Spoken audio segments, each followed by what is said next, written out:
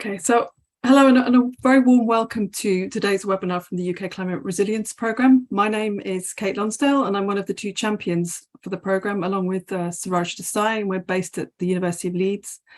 And the programme's webinar series was set up both to communicate the findings of the research of the programme, but also for webinars of sort of wider relevance to the UK climate resilience community in the UK. We're coming to the end of the programme, so this is one of the last webinars that we'll be hosting. We've got a couple more after this, and I'll mention those right at the end. But the focus of today's webinar is on drought resilience and the needs of water companies in terms of research. And it presents the work, the outcomes of Charles Rougé's work as an embedded researcher in the water resources team at Anglian Water that was funded through the programme. So it's looking at sort of operational improvements and long-term planning and how that can improve drought resilience, in particular through the use of seasonal weather forecasting. So the timing for today, before I move on to the presentations, I'll briefly mention a few items of relevant news. Then we'll move on to the focus of today's webinar and our speaker, Charles Rougé. And then Geoff Darch, who's sort of effectively his host at Anglian Water and is the head of supply demand strategy at Anglian Water. He will give us a response based on his perspective on the research. And then we should have about 15 to 20 minutes for questions and discussion, and both speakers will be available to answer any questions. So yeah, please post any questions that you have in the Q&A box at any time. So we use that rather than the chat. Add questions as they occur to you throughout the presentations. You don't have to wait till the end. And we encourage you to upvote other people's questions that you'd like to hear answered. As participants, you'll remain muted unless for some reason we need to unmute you.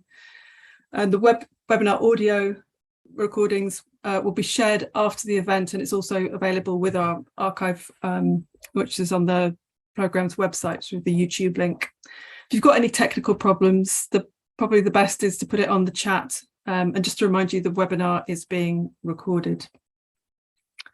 So just a couple of slides about some items of programme news. This is a rather busy slide, but it's really just to emphasise as we near the end of this 4-year programme, the UK Climate Resilience Programme. So it's officially ending at the end of March 2023. And we've had sort of 60 plus pieces of work funded through the programme. So more and more things are being uploaded to the website. And so I encourage you to have a look, and there's a lot of information there. So as well as the webinar archives that I mentioned, there's information about each of the funded projects, and then sort of blogs and news items, but increasingly sort of resources such as decision support tools and guidance, infographics, fact sheets, and links to academic papers. So it's well worth a look. A couple of other sort of wider news. There's a couple of calls for application, calls for applications one from NERC, one from ESRC. So the Natural Environment Research Council has got some impact awards. So they're interested in the good work that people have been doing around sort of environmental science, and they want to recognise that and celebrate that. So they've got a number of awards. So an overall impact award of 20,000. There's got 3 thematic awards for about 12,000 each. There's an early career impact award and some runner-up awards. So the deadline for applications for that is the 21st of April. And then ESRC has got, again, another impact award, celebrating impact award, and they've got 5 categories around business, enterprise, early career, international impact, public policy, societal impact. And winners get 10,000, but to spend on sort of further knowledge exchange and public engagement or other impact related work. And people who get awards also get media training and have a film made about their work. So the deadline for that is the 16th of February, so that's quite soon. And then just one more thing, which is that the 6th European Climate Change Adaptation Conference, ECA, will be in Dublin this year from the 19th to the 21st of June. And it's a really good opportunity to meet other people working on adaptation and hear about the latest thinking, latest practice on adaptation. They've got some very interesting themes this year, looking at platforms and services for climate adaptation, sea level rise and coastal change, nature-based solutions, more frequent and severe extremes, reframing societal transformation by challenging underlying assumptions and thinking about future energy infrastructure and systems. So yeah, let's now move on to the focus of today's webinar. And just before I hand over to Charles and then Geoff, I'll just introduce both our presenters. So Charles Rougé, Dr. Charles Rougé is a lecturer in water engineering at the University of Sheffield. His research focuses on effective ways to adapt water and water energy systems to the impact of a changing climate, as well as other drivers of change being faced by those systems, so other socioeconomic or technological changes. So the modelling frameworks and the sort of analysis techniques that he develops it sort of looks at the sort of takes a holistic understanding of these systems and the sort of multiple threats that they're facing. And then Dr. Geoff Darch is head of supply demand at Anglian Water, and he's responsible for supply and demand forecasting and then investment planning and water trading and the development of any new resources needed. He's also a guest lecturer at the Climate Research Unit at the University of East Anglia, and he sits on various climate change working groups like the Chartered Institute for Water and Environmental Management and British Standards Institution. And he's also he's sort of interested in sort of how we make better decisions despite uncertainty, and is a co-founder of a sort of community of practice, I guess, of researchers and professionals looking at analysis under uncertainty for decision making. So how do you look at the whole decision system to try and improve it and make better decisions? So I'm going to stop sharing now and hand over to Charles. Thanks, Kate, for the introduction. So I'm going to now share my screen. So you all see the first slide, right? Yes, you can see it. Great. Hi, everyone. I'm very pleased to be here and to present a bit the outcomes of my embedded researcher experience.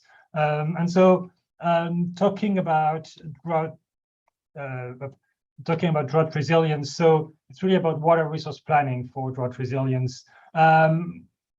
In the long term, drought resilience about water resource planning. So here on the left is let's say the supply side strategy put on a map of Anglian Water in the 2019 water resource management plan. So something they have to produce every 5 years. And what we can see is, like, even though there is mostly the new investments that are proposed, it's already very complex. And of course, if you look at the actual water resource infrastructure, it's much more complex than that. Why is it complex? You have spatial distribution of supplies and demands that they don't always match. The investments are to protect against long-term changes that are uncertain. There are many possible options to consider and to choose from. So the map only shows what has been selected in the latest WRMP. And of course, every time you add infrastructure, it affects how the network is operated and can have far-reaching consequences. So you can reconfigure everything. So because it's complex, there is a need for research, basically. And when we look at what to consider in long-term drought planning, really, I would say, and maybe Geoff will disagree, but most of the research is focused on the threats to supply, really mostly directly from climate change impacts, for example, drought magnitude and frequency. And there's a lot, of course, to unpack there. Also changes in demand.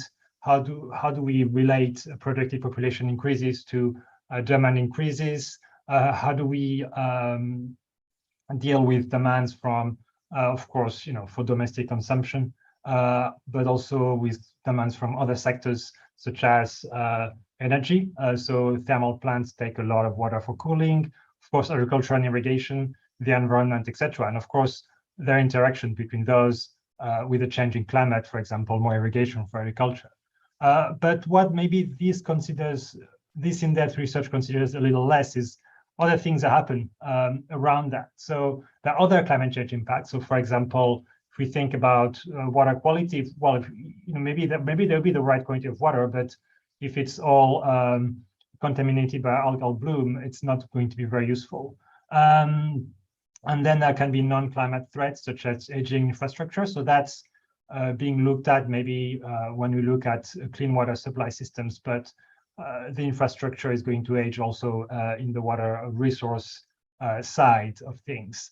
And to compound that, we have socio-technical factors which are going to affect operations. Remember, every time we add infrastructure, it changes operations. And so there are opportunities there, for example, with better information, for example, from forecasts that are getting better and better at the seasonal to sub-seasonal to seasonal scale. So like, let's say 3 to 6 months ahead, and sometimes beyond that. But there is also like another opportunities maybe from the energy transition that is going to change. If we have a lot of renewables, maybe it's going to change how all of our systems are operated. And of course, then when we integrate those, the interactions with the items that are in black that are already looked at a lot. So that's my thinking, at least, when what to consider in long-term drought planning. And now I'm going to tell you a little more about what, in which directions I try to go within that. And so that's where the Embedded Researcher project enabled me to really kickstart that. So it was 12 months working 50% full time. So with Geoff's team, really. So on the left is a screenshot from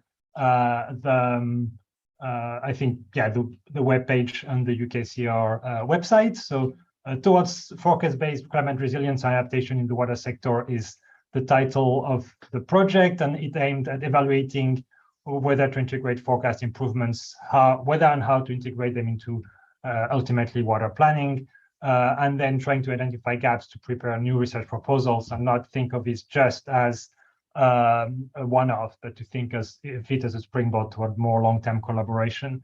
And what I got to say at the outset is that AIM1, so it was my first funded proposal like this, and it was very ambitious, to say the least, because, well, the infrastructure to look at these questions properly, and of course, with an embedded researcher project, you needed to be there, wasn't, in terms of model, wasn't really there, because even research isn't unpacking what these forecasts really mean in terms of value for water operations. And of course, COVID-19, the fact of not being ever really embedded physically in the team means that I had to think of ways to collaborate with the water resources team and meet the aims of the project in maybe like in ways that are a little more imaginative, and rethink and recalibrate how to go about that. So the focus shifted to really progressing towards, but there were several ways in which I progressed towards tackling some gaps in the state-of-the-art planning. So I'm going to talk about some of those. So one of them is going to be research that I actually did, where there is a paper that's been accepted, and then it's 2 projects with, in particular, Geoff's team at Anglian Water. So first, looking at the operational value of forecasts. So before thinking about what it means for planning, contributing to research in that, and in particular, so before I dive into it, the 2 key notions when you look at forecasting are the scale. So the scale is what basically, like, people who are going to produce the forecast are going to look at to see if the forecast is good. Is basically the predictive ability. So without diving into details, skill compares the predictive ability of forecast compared to a benchmark. If you have the same predictive ability of the benchmark, the skill is 0. If it's less predictive, then it's negative. It's more predictive, it's positive. And if it's a perfect forecast, so we actually know exactly what's going to happen in the future, then it's the skill is 1. So the skill is what what people who are going to produce forecasts are going to look at. But people who are going to use the forecast are really, of course, if you have more predictive ability, that's great. But why it's interesting is how it produces value. So the benefit to water management, for example, anticipating droughts, having maybe less costs in operation of the network, etc. And what you have in the literature is research looks at value really of a forecast that exists, or like a hindcast. So we have the forecast and what happened actually in the past. And so it doesn't really help people to understand, let's say, how to target, to focus their efforts to improve forecast. And so people who want to improve forecast look at the scale, people who want to use them look at the value, and it's difficult to have a two-way engagement. So what I try to do is to try to can we look at that that relationship between skill and value a little more, knowing that, as you see on the right with the figure, it's really complex, especially for value. Value is influenced by the quality of the forecast, of course, but also by what the water system we're looking at is and what the management objectives and priorities are. So that's really a case by case thing. And again, the value of this thing forecast is one data point, and the alternatives is to use synthetic forecasts, but they don't necessarily behave in a similar way, aside from statistically, as forecasts that exist. So trying to have a new method to look at the value that there is in improving forecast scale. And if we look at this graph, basically saying, well, we have the current forecast, we can know what the value of a current forecast is. We can guess what the value, we can calculate what the value of a perfect forecast is we imagine that we know exactly what's going to happen. But in the middle, we don't know what the relationship is. For example, if small gains of scales in the upper curve lead to great improvement in value, then it's very worthwhile improving the scale in ways that are going to improve value. Improving the scales in ways that are not going to improve values are less desirable, maybe. And so to look at that, the solution that I started proposing was to have basically, we have again a hindcast, a forecast in the past and what happened, and look at, so it's really a synthetic forecast, but that is a linear combination of what happened and the existing forecast or hindcast. And why that's interesting is that the synthetic forecast, this one is going to, basically you can fix K so that you have the scale you desire exactly. And it's going to preserve the characteristics of the forecast that you start from, except it's going to be better, is the idea. And in particular, it's going to preserve the correlations with other forecasts, with other variables, etc., in ways that are very difficult to reproduce with other synthetic forecasts.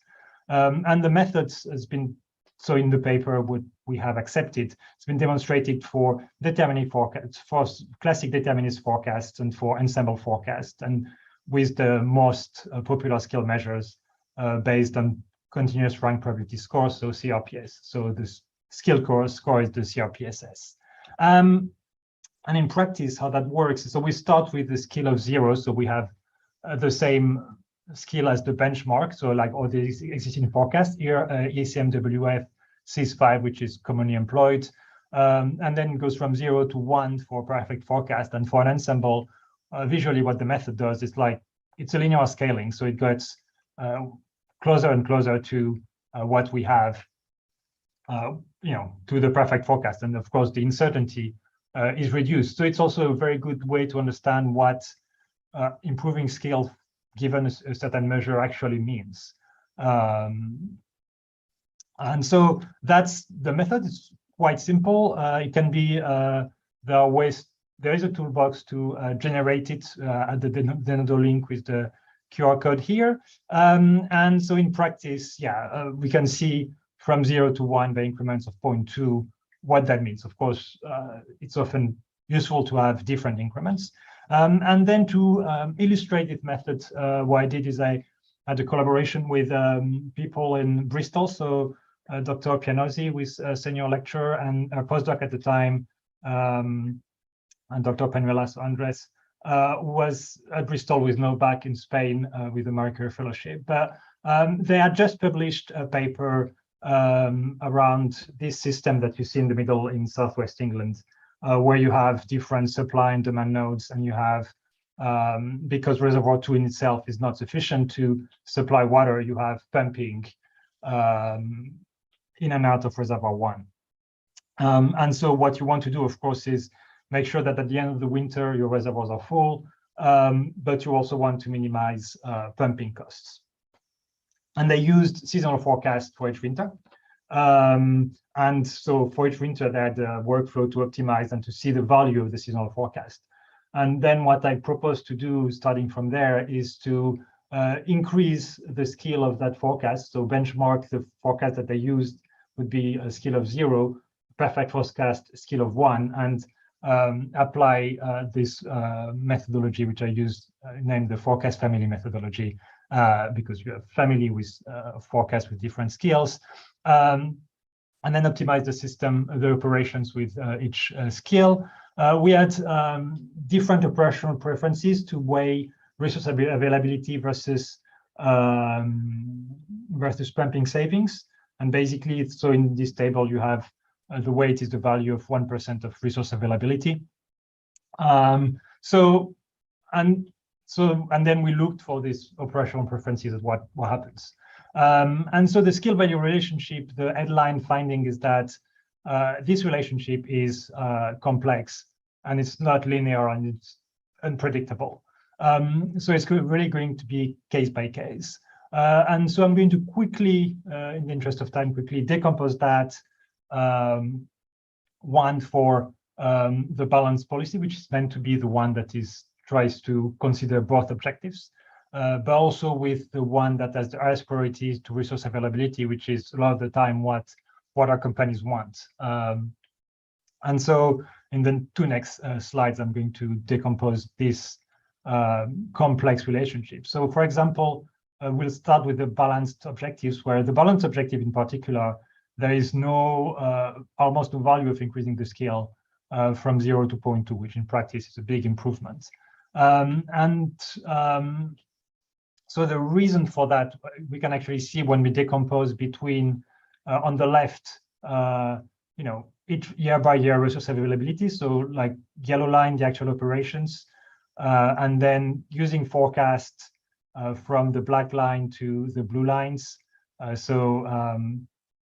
Better skill is going to improve resource availability, but on the right, the same thing but for the pumping cost. So the pumping cost we want to have as low as possible.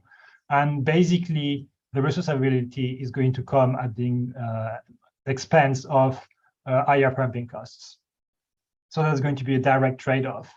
And also, for example, what makes it complex is like really, there are 11 years, but really the only year almost that has an impact is going to be, where the scale has an impact is going to be 2011. The impact on other years is going to be very small to non-existent. And then when we look at really prioritizing resource availability, so we want a full reservoir. So really better scale has no impact here on availability, even though we prioritize it. That's because we're going to make sure the reservoir is full every time. But the difference is that basically it reduces the amount of pumping, so the pumping cost needed to ensure full reservoir. And so that's how you can dive into the impact of increasing scale, and we can dive into like as much detail as you want. The goal was not to do that, let's say, in that first paper. So the basically in terms of conclusion, so we had the paper accepted. It's not, so there is DOI, the DOI doesn't get anywhere yet. But the two, let's say, takeaways is that it makes it easy to generate forecasts that have arbitrary scale from existing forecasts, and then so as to analyze their value. And the synthetic forecasts are realistic because they're derived from existing forecasts and correlate with all data points the same way as the forecasts. Then really again, it's meant to answer the question to really study the link between value and skill much better. And ideally, on the long run, it's the kind of method that we hope would foster a two-way dialogue between forecasters and users. Then a couple of after that was more like the research work in a way itself, but then there was research that was started or proposals that were submitted to get funding to pursue the collaborations to look at other areas, other research needs. One was the energy transition. So conversations started early during the embedded research year and led to an EPSRC New Investigator Award proposal that was actually successful, and that we start on the 1st of April. And basically the question that I asked at the outset was looking at, so on the left, there's a net zero roadmap for the water sector for 2030, which is great and ambitious. But when you look at that with the National Future Grid Energy Scenarios, National Grid says, really, we expect users are going to flex their demand to decarbonize. And the water sector, when you look at the roadmap, at least, there is only one mention of flexibility, and it's a passing mention. So there might be a disconnect there, or there is at least a reason to investigate further to make sure that lots of good intentions do not amount to nothing. And so, yeah, with the threat of having to run water infrastructure, for example, when there is no wind, no sun, then go back to the grid when there is no wind, nothing on the grid, and having to run it with dirty energy that's going to be also expensive if nobody have flexible demand. And there's the opportunity instead to use the storage in water system to have flexible energy use, especially in water resource operations. Of course, provided that does not run contrary to water supply. And so really the project will look at evaluating that. How can we integrate, first evaluating the impact of energy transition on water resource infrastructure, and then integrate that into water planning. And so Anglian Water were involved in the discussion really from the onset, and it's really been helpful in helping shape the project, in knowing that there would be all the data and models available for the different activities I wanted to do. And hopefully will provide impact both for then the partner and me. And then, well, the other partners in this project are going to be actually the National Grid is a partner, our partner, and there is a environmental consultant that work both in the water and renewable energy spheres that are also interested in the project. So hopefully providing impact. And so what the project actually is going to be, I'm going to go through that quickly because there are some outputs that can be of relevance to the UKCR community. So really what the project wants to do is first to understand the impact of decarbonization, is to have a water system, let's say a power system emulator that can be fast enough to run and produce, like let's say carbon intensity and prices quickly on ensembles of time series, of a comparable sort of speed as water balance models that are used for strategic planning in the water sector, so that we can have a fast water energy system simulator that can explore the variability, let's say, of not only of what happens with varying water availability, so drought, but also droughts of energy in terms of, let's say, like for example, less wind if we have a lot of wind, or less solar on a seasonal time scale. And so really including simulating the power grid into that mix. So what that will produce on the way, well, we need long-term and future ensembles of, like the early efficiency of wind and solar for the UK. So having future climate projections and looking at how the efficiency of wind and solar will evolve. So then if we have different mixes of wind and solar, we know how much energy is produced. And then the simulator itself is going to be something that could provide evaluation of the energy transition impact on the demand side, of course, here in the water sector, but in the water resources part of the water sector, but hopefully then and other parts of the water sector or even beyond. And then to go from that to planning in the work package 3, we need basically to have future scenarios that are, of course, current scenarios integrate climate and population, but we need to also integrate energy transition scenario into that. And for that, what the work proposes to use some of the outputs from the UK SSPs and to try to produce at least ranges or maybe some relevant coherent scenarios that are going to include water and energy supplies and demands, and have a template for doing that. And then all of that will be used to see how we can integrate energy transitions considerations into water planning to see if there can be synergies and opportunity from thinking about it now and from the onset. And I know that the water sector is starting to think about, how can we have renewables with our infrastructure, but hopefully promote a more like holistic thinking than just local renewables, to think about how can we integrate that with what the energy grid, the power grid might look like in the future. And finally, and quickly, so another outcome of the project was starting to look at climate risks to reservoir water quality. And really the idea is that, so it's actually in a way started happening. So Alton Water is a reservoir near Ipswich. And this 2018 BBC news link saying that there are like algae blooms that are going to, that of course are bad for recreation. They're also bad for water supply because they mean higher treatment costs, or sometimes in the extreme, it's not possible to use that water.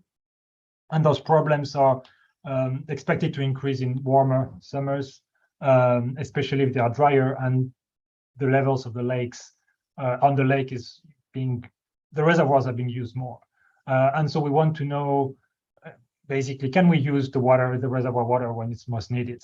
And that is in those warm and dry summers, sorry. And so we agreed on a case studentship that just started a few months ago with Mustafa's, our PhD, like the PhD student, and Dr. Isabel Dotero Soler, who is a microbiologist, so to provide expertise on the water quality side of things, acting as second supervisor here at Sheffield. And really what we're going to do there, just very quickly, is couple the Anglian Water Strategic Water Balance Simulator with a fast water quality model called General Lake Model, which is in practice a 1D in the result of the depth model, but that is very detailed, but that still offers a very good representation in the literature, the recent literature, because it's a recent model, shows that it can be very versatile and flexible. So we hope to then validate a couple model with detailed multi-year water quality data from Anglian Water, and then generating a wide range of future climates and demand patterns to evaluate climate risk to water quality and see if there are what management solutions could be, both in the short term, where maybe some technical solutions might suffice, and maybe like in the long term, where also maybe there can be also changes to the way reservoirs are operated. So really, to conclude, the project outcomes from this embedded research project. So there has been one paper on trying to look into skill versus value in forecast operation, and having a systematic method to do that, and then to try to build a long-term partnership out of this one-year embedded researcher project, 2 projects. So one looking at the impact of the energy transition on water systems operations and then planning, and then a case studentship to look at climate risks to water quality in reservoirs. And with that, thanks a lot again for the opportunity to present those outcomes, and I'll let Geoff react. I'll stop sharing. Brilliant. Thank you very much, Charles. Right, Geoff, would you like to give a response to that, please? Yeah, brilliant. Thanks, Kate. Can you hear me all right? Yes. Yeah, great. Thanks, Kate. Thanks, Charles. Yeah, just a few reflections before we open up for some discussion.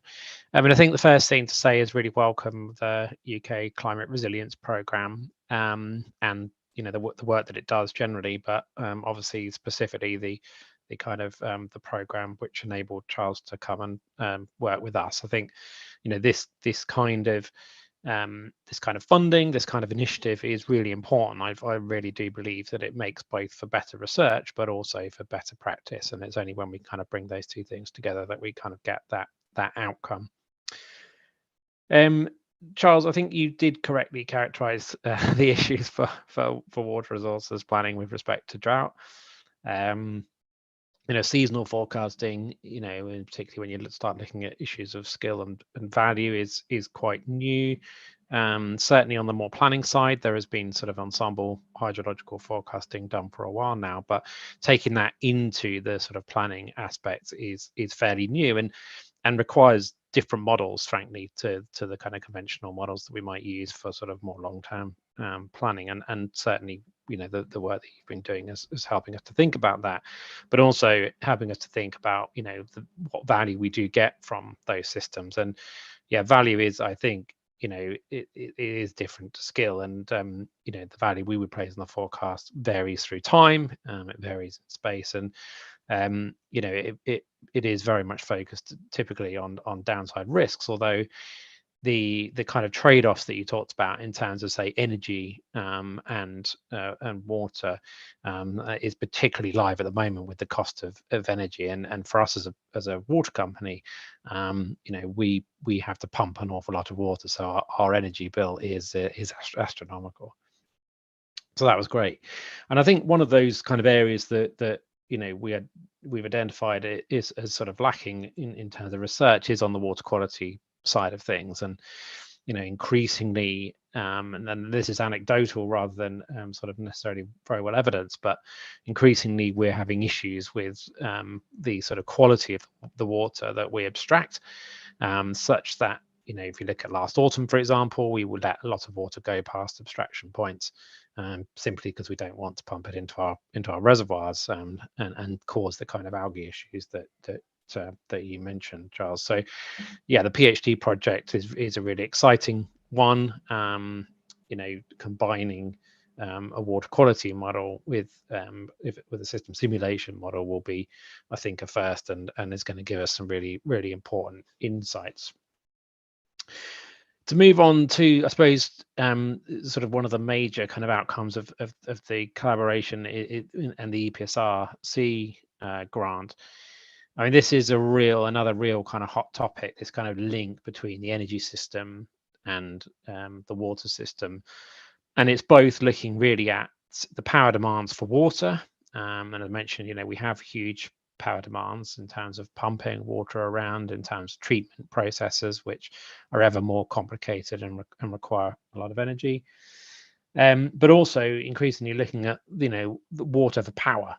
And historically, of course, that always was a consideration with things like coal-fired power stations. It's perhaps gone a little bit off the radar, but it's certainly coming back on the radar in a very big way at the moment, particularly around hydrogen production and discussions around carbon capture, use and storage, all of which require very large quantities of water, but actually there's been little consideration, at least in a kind of place-based fashion, about where that water is going to come from.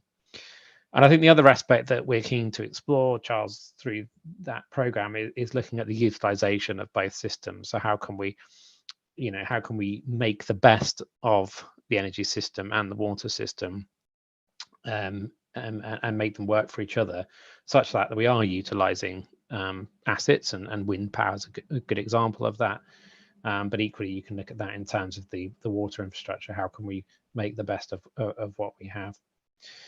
So I suppose just to conclude, really, you know, what the program has enabled for us is really to sort of set a new kind of collaborative partnership up between Anglian Water and Charles and colleagues at Sheffield. Obviously, that's led on to the EPSRC grant, the PhD project that Charles mentioned, but also, you know, things like I've been able to do some teaching on an M level course, and so it's that exchange of information and so on's been really fruitful.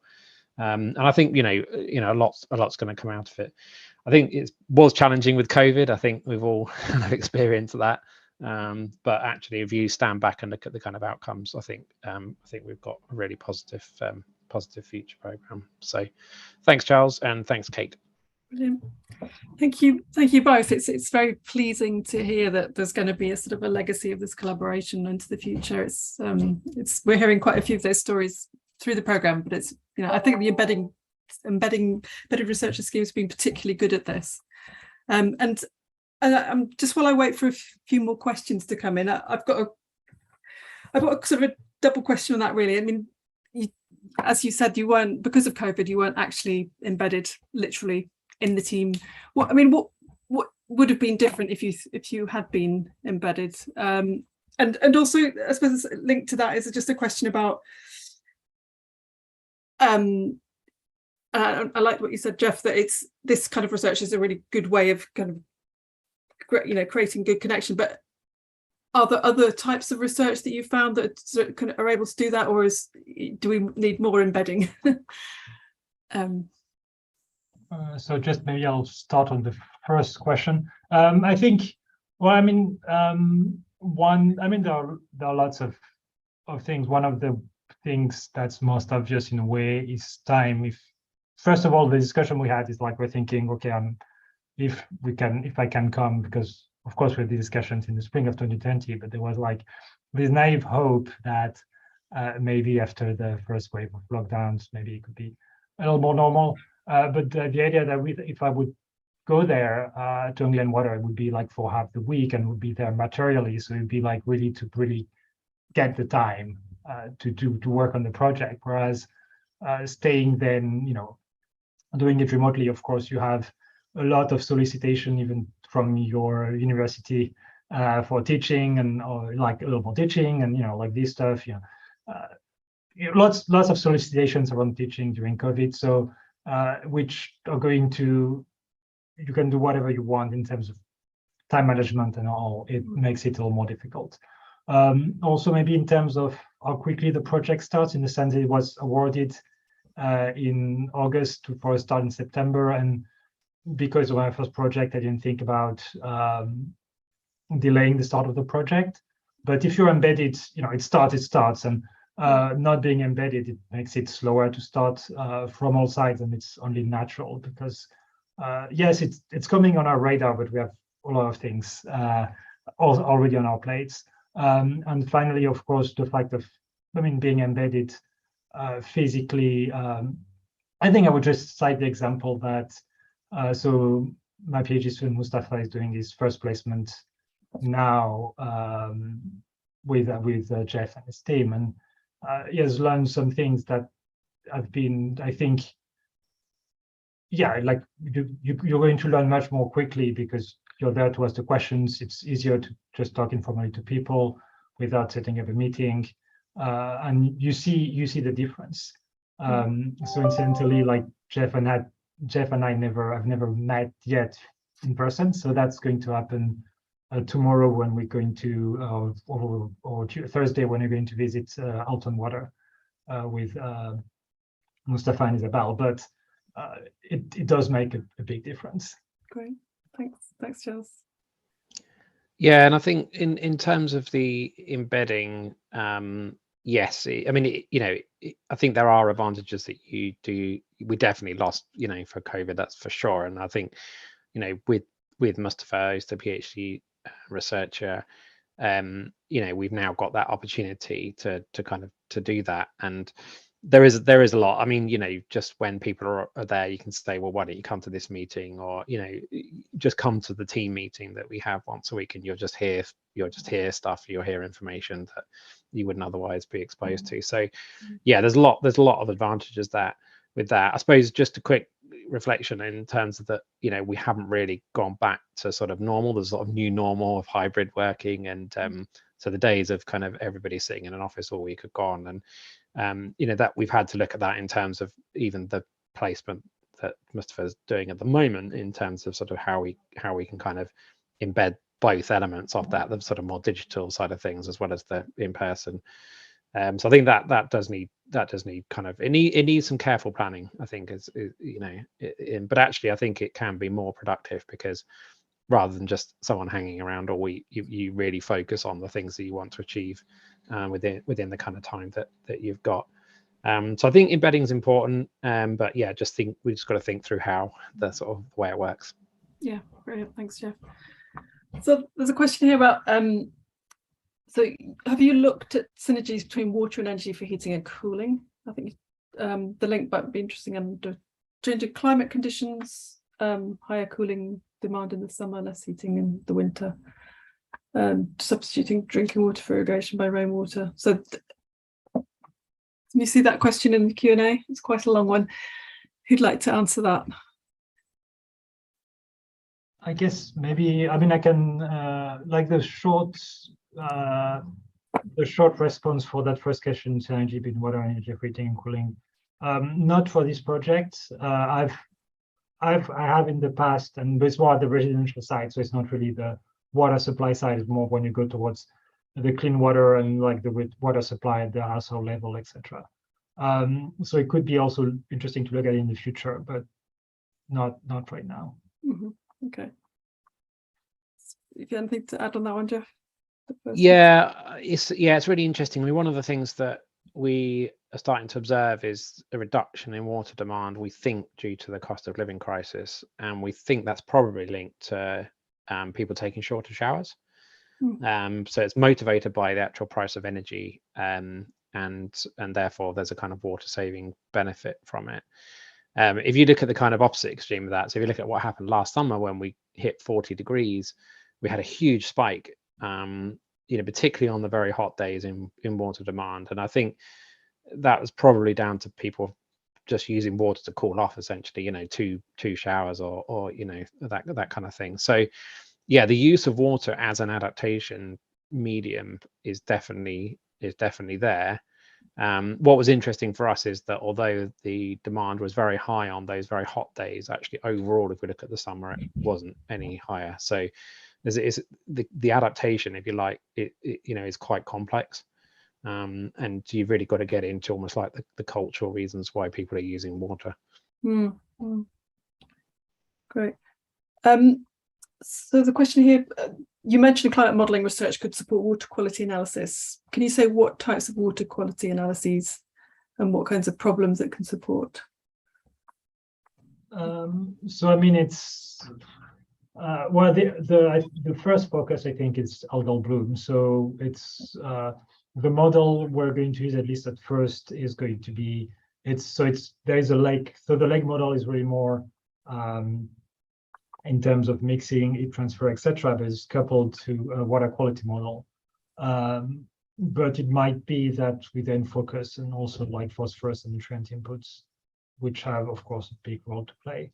For the water quality, like all the species of algae, etc., I think it's more like the water quality side of the project where I'm less expert. I'm learning progressively, but less expert. Okay. There's another quite specific question here. Do you know if the PhD will look only at summer low flow water quality, or also sediment related water quality related to more extreme summer and winter storms? It's a good question, that one.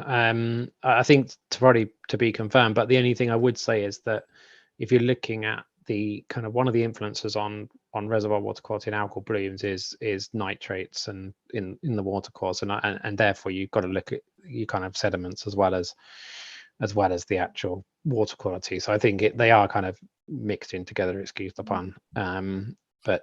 Yeah, so I imagine there will be a link there. Great. I don't know if you're aware, there's another piece of work looking at cyanobacterial blooms that we funded through the programme. Okay. Peter Hunter in Stirling did a really nice piece of work mapping 900 different water courses and looking at sort of earth system monitoring. Good to know. Yeah. There's a decision support tool in the resources actually on the website. And there's a sort of slightly wider question I've got around. Do you ever, when you're doing sort of something really innovative as a water company or research with a water company, I suppose, how is that in the wider system, like the regulators, how is that motivated or how are the barriers to doing some more of innovative thinking around this? Do you ever, either enablers or barriers really? Yeah, I think it's interesting because there's some centralization of research. So we have this thing called UK Water Industry Research, which tries to do work on behalf of the industry, but also Ofwat now have their own kind of innovation fund, which is paid for by water company customers, and companies can, with partners, can kind of bid into that. So there's been a little bit of a movement to that centralization, but equally, companies, including our own, are motivated by the particular problems that they're dealing with. And, for us, water resources being in the driest part of the region and not really having any spare resources anymore means that, we are particularly motivated by drought issues, climate change issues, but also how do we, what new solutions can we bring online? So we're looking at research into things like desalination and reuse at the moment. Okay, yeah. Anything you'd like to add on that, Charles? No, not really. I guess as a researcher, it's more like you try to understand what are the priorities, and then try to. I guess for that, the embedded research experience was great in terms of, for me to, as somebody who just started as a lecturer a few years ago and I've not been much in the UK prior to starting, so I don't really have a network of industrial partners that I know from the onset. So it's been great to be able to have the discussions about what is interesting to, for example, to Geoff and his team. But it's a learning process, I think. It's the Okay, brilliant, thank you. As we're coming to the end now, I think I'll just, with sort of no more questions, I'll just simply we'll say firstly a very big thank you to both of you, and then I'll share the webinars, the webinars that are coming up. So unfortunately, because of strikes, we can't be we're still trying to firm up the dates. So there's 2 UCU university strikes for the next 2 webinars. So we're just arranging the dates, but just to sort of highlight that there are 2 coming up. One is looking at high impact scenarios. That's Nigel Arnell from the University of Reading, work he's been doing on that high impact scenarios for the UK. And then another one on the Eurocodex project and sort of having an expanded set of regional climate projections, so expanded compared to the ones for UK CP18. And there's a number of speakers for that.